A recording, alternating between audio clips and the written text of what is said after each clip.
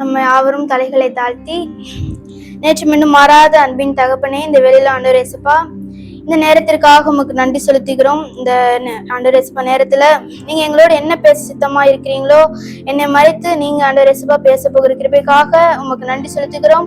ஆண்டவர் இயேசுப்பா, நீங்க எங்களோட இருந்து பேசி ஆண்டவர் இயேசுப்பா எங்களுக்கு நல்ல ஒரு புரிதலை ஆண்டவர் இயேசுப்பா தாங்க. உங்க கரங்களை ஒப்பு கொடுக்கிறோம். இயேசுவின் நாமத்தில் வேண்டி கேட்கிறேன் ஜீவனால் நல்ல பிதாவே, ஆமென். சங்கீதம் 96:9 பரிசுத்த அலங்காரத்துடனே கர்த்தரை தொழுது கொள்ளுங்கள். பரிசுத்தம் பரிசுத்தம் அப்படின்னு சொன்னா அப்பா நிறைய முறை சொல்லியிருக்காங்க. பரிசுத்தம் நித்தியமான ஒன்றை நமக்கு தரும். அது நித்திய ஒரு வாழ்க்கையும் அபிஷேகத்தையும் நித்திய ஜீவனையும் நமக்கு தர ஒன்னா இருக்கு. பரிசுத்த அலங்காரத்துடனே கர்த்தரை தொழுது கொள்ளுங்கள். தேவன் ஏன் நம்ம கிட்ட பரிசுத்த அலங்காரத்தை எதிர்பார்க்கிறாரு? நம்ம ஏன் பரிசுத்த அலங்காரத்துடன் கர்த்தரை தொழுது கொள்ளணும் அப்படின்னு சொல்லி பார்த்தா, 1 பேதுரு 3:4 அழியாத அலங்காரமா இருக்கிற சாந்தமும் அமைதலும் உள்ள ஆவியாக இருதயத்தில் மறைந்திருக்கிற குணமே உங்களுக்கு அலங்காரமா இருக்க கடவுது. அதுவே தேவனுடைய பார்வையில் விலையேற பெற்றது. அந்த பரிசுத்தமான அலங்காரம் தேவனுடைய பார்வைக்கு விலையேற பெற்ற ஒன்னாக இருக்கிறது. ஏன்னா அது தேவனுடைய சாயல்ல. அதனால அவருடைய கண்களுக்கு அது விலையேற பெற்ற ஒன்றாக அவர் அதை பாக்குறாரு. இதுல இருக்கு பரிசுத்த அலங்காரத்தை அழியாத அலங்காரமா இருக்கிற சாந்தமும் அமைதலும் உள்ள ஆவியாக இருதயத்தில் மறைந்திருக்கிற குணமே அப்படின்னு சொல்றாங்க.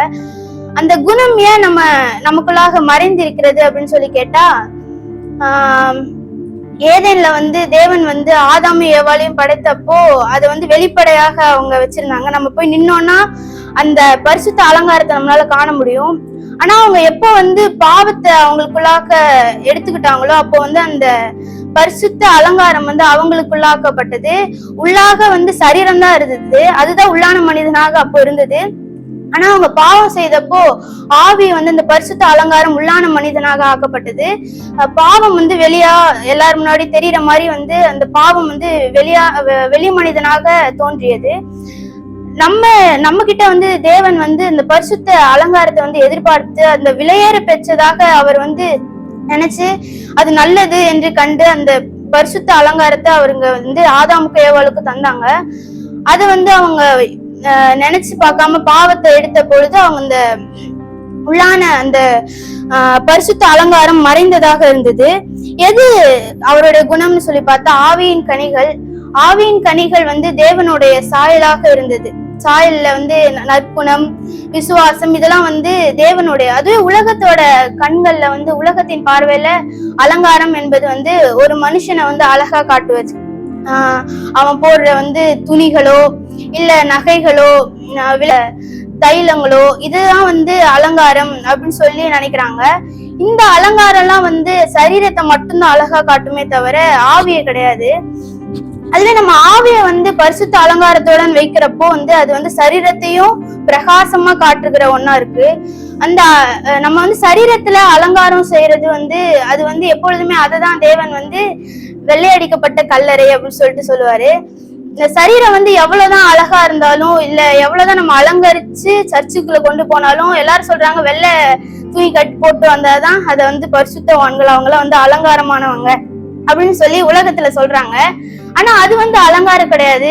உள்ள அவங்களோட ஆவிக்குரிய வாழ்க்கையை நம்ம அளவிடும் போதுதான் அவங்களோட அலங்காரம் என்ன அப்படிங்கிறது தெரியுது. அது அலங்காரமா அலங்கோலமாங்கிறது அப்பதான் நமக்கு தெரியுது. ஆனா அதுவரை அவங்க வெள்ளை சேரி போட்டு வந்தாலோ இல்ல நகைகளை கழட்டி வைத்தாலோ அவங்க என்னப்பா அவங்களுக்காக தேவனுக்காக அவங்க நகைகளை கொடுக்குறாங்க.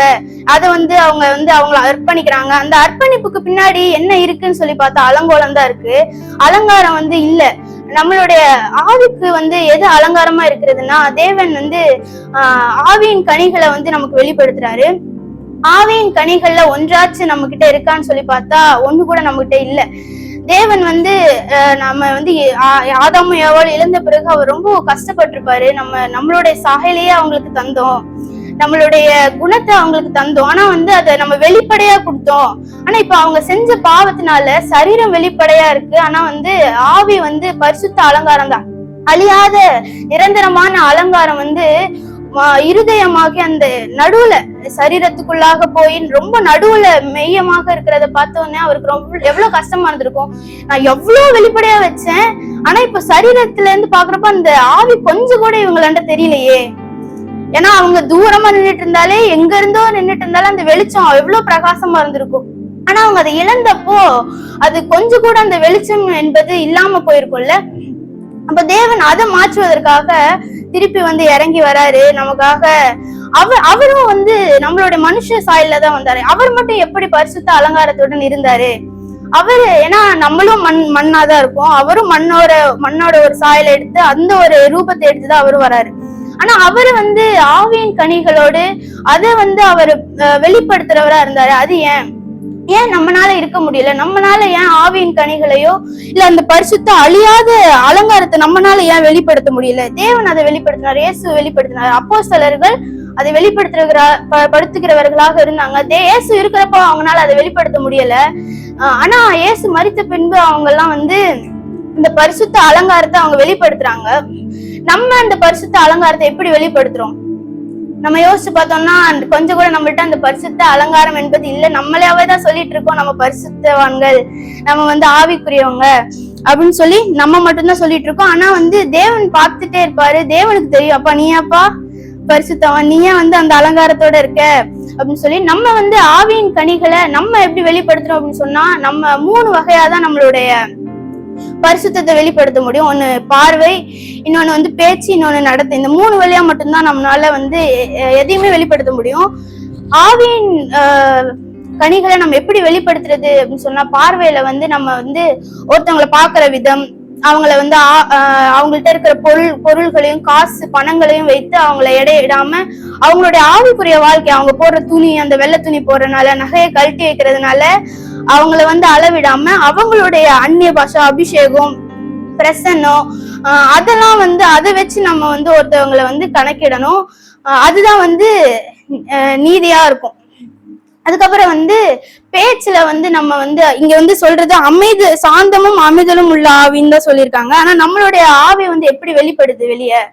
நம்ம அமைதலும் சாந்தமுமா இருக்கோமா, இல்ல நம்மதான் அப்படின்னு சொல்லி திமிரோடவும் இல்ல வேற ஏதாவது ஒரு நம்ம தான் எல்லாத்துலயும் இருக்கோம், நமக்குதான் எல்லாமே தெரியும் அப்படிங்கிற மாதிரி இருக்கோமான்னு சொல்லி நம்மள ஆராய்ந்து பார்ப்போம். அப்புறம் நடத்தையில நம்ம எப்படி நடந்துக்கிறோம்? தாழ்மையோடு நடந்துக்கிறோமா? நம்ம நம்மளுடைய நடத்தைய நம்ம தேவனுக்காக கொடுத்துருக்கோமா? நம்ம தேவனுக்காக ஊழியம் செய்யறோமா? சுவிசேஷம் அறிவிக்கிறோமா? பேச்சுல இன்னும் இருக்கிறது தேவனோட சத்தியத்தை சொல்லுவது, இன்னொன்னு சுவிசேஷங்களை அறிவிக்கிறது, இன்னொன்னு நம்ம நியாயத்தை பேசுகிறவர்களா இருப்போம். ஏன்னா தேவன் நியாயத்தை பேசுகிறவர், ஏன்னா அவரோட சாயல் தான் நம்ம கிட்ட இருக்கு. அப்ப நம்மளும் நீதியை பேசுகிறோமா அப்படின்னு சொல்லி நம்ம ஆராய்ஞ்சு பார்ப்போம்.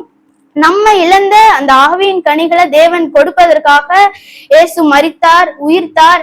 அவர் ஆனா அந்த சாயல்ல கரெக்டா இருந்தாரு. அப்போஸ்தலர்களும் அந்த சாயல்ல கரெக்டா இருந்தாங்க. நம்ம ஏன் கரெக்டா இல்லை அப்படின்னு சொன்னா, நம்ம அதுல மயங்கிட்டோம். நம்ம இந்த சரீரத்துக்கான அலங்காரத்துல நம்ம ரொம்பவுமே மயங்கிட்டோம். ஏன்னா அது ரொம்ப ஈஸி. ஆவியில பைபிள் படிச்சு எப்பொழுது ஜபம் பண்ணிட்டு அந்நிய பாஷை பேசிட்டு இருக்கிறது அது ரொம்ப கஷ்டமானது. இயேசுவே சொல்லியிருப்பாரு, நல்லது செய்யறது ரொம்ப கஷ்டம், ஆனா பாவம் செய்யறது ரொம்ப ஈஸி அப்படின்னு சொல்லி. நம்மளும் பாவத்தை ஈஸியா இருக்கிறனால, ஏன்னா ஆதாம் ஏவாளும் பரிசுத்தமா இருக்கிறது அவங்க, ஆனா பாவம் செய்யறப்போ உடனே அந்த பழத்தை பறிச்சு சாப்பிட்டுட்டாங்க. அந்த பழத்தை அவங்க எப்ப உள்ளாக எடுத்துக்கிட்டாங்களோ அப்பதான் அவங்களுடைய பிரகாசம் என்னாச்சுன்னா மறைந்தது. அதே போல நம்மளும் பிரகாசமா ஒரு காலத்துல இருந்தவங்க தான். ஆனா நம்மளோட முன்னோர்கள் செஞ்சதுனால நம்ம இப்போ பாவ மனிதர்களுடையவர்களாக இருக்கும். இப்பவும் நம்ம ஆவியின் கனிகளோடு அதை கடைபிடிச்சு நம்ம நடக்கிறப்போ நம்மளும் பிரகாசமாக இருப்போம். நம்ம ஆவியில கரெக்டா இருந்தோம்னா சரீரத்துக்கு அலங்காரம் என்பது ஒரு தேவையே இல்லை. அது தேவன் நமக்கு ஒரு அலங்காரத்தை தருவார். அது ரொம்பவுமே விலையேற பெற்ற ஒன்னாக இருக்கிறது. இந்த வேளையில நம்மளே ஆராய்ந்து பார்ப்போம், நம்ம எந்த இடத்துல இருந்து நம்ம இருக்கோம், நம்ம எப்படி எல்லார்த்தையும் பேசுறோம். நம்ம ஒருத்தவங்களை குறை சொல்றப்ப நம்ம எந்த இடத்துல இருக்கோம்? நான் கரெக்டா இருக்கிறேன், நான் பரிசுத்தமா இருக்கிறேனா, நான் மத்தவங்களை சொல்றேனே நான் பரிசுத்தமா இருக்கேனா, நான் அழியாத அந்த அலங்காரத்துடனே இருக்கேனா, அதை நான் எடுத்துப்பேனா, என்னால அதை எடுக்க முடியுமா அப்படிங்கறத நம்ம சிந்திச்சுப்போம். கர்த்தர் தாமே உங்களை ஆசீர்வதிப்பாராக. ஆமென்.